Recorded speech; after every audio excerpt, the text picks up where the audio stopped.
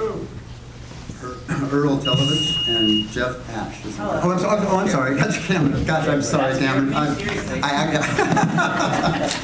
ahead, Cameron. I'm sorry. I've jumped ahead.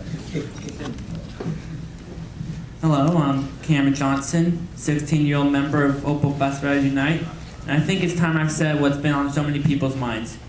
First off, Trimet, with all its flaws, is the top-of-the-line transit system. Don't get me wrong on that, but it's rapidly deteriorating, as many people stated before, because people don't want to pay $2.30 for a bus that runs at best every 20 minutes. 4 rounds of service cuts back to back to back to back, and to top it off, a fare increase.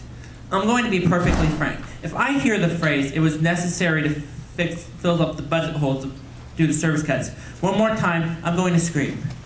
Right now, proposing more than $150 million of your own funds on transit-related projects, which I may add has nothing to do with the hundreds of miles of bus service and has everything to do with 5 miles of light rail. $150 million. What does that mean in terms of bus service? That's tens of thousands of bus hours saved. True frequent service, as opposed to the current joke that you keep redefining to fit your terms. And dozens of needy bus stops improve with amenities and infrastructure. You may not view this as a choice between one or the other, but when you're crying poverty, it absolutely is. Now, for all of those who can't fathom $150 million, I'll put it simply, it's a whole lot more than what Trimet filled up with their service cuts. So it may as well have been that our whole reason for the mainly bus service cuts, and then some, was to fund the Milwaukee Max line. I was really excited to see in the Tribune front page, strewn around the back of my line 14, that Trimet's not letting bond measure failures slow them down. I was almost proud of it at first because I thought Trimet's really listening to people and taking something away from this. Then I read the subtitle that said, Board Proceeding with Milwaukee Light Rail Project.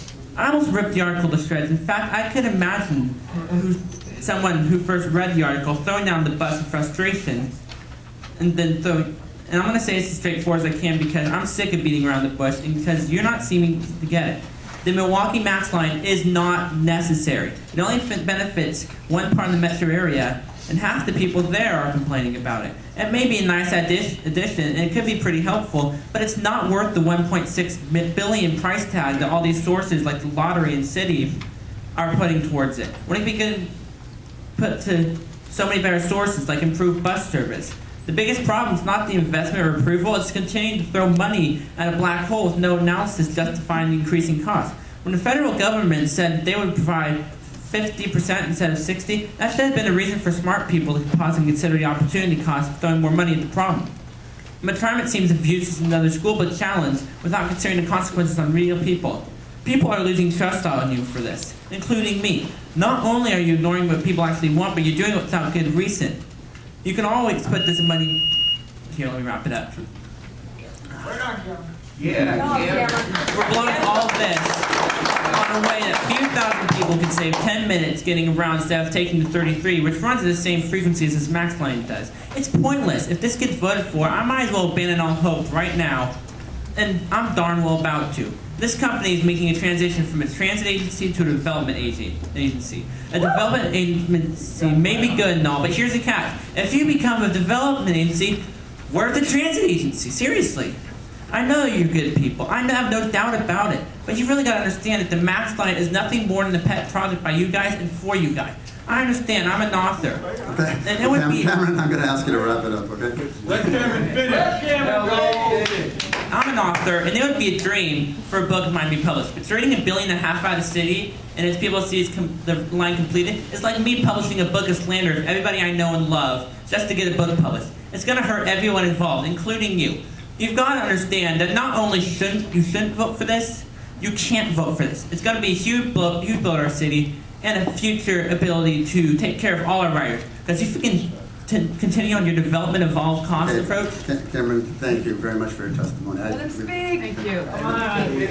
You will lose the confidence of your core riders, and there won't be any transit agency left. From all of us, from the city to you, do not vote for this. For once your term, actually let people... Cameron, honestly, I want to give everybody the same opportunity, and you're taking an inordinate amount of time, all right? If there are no people, there would be no time. Remember that. Thank you. Thank you. Good job, Cameron. Yeah. step out.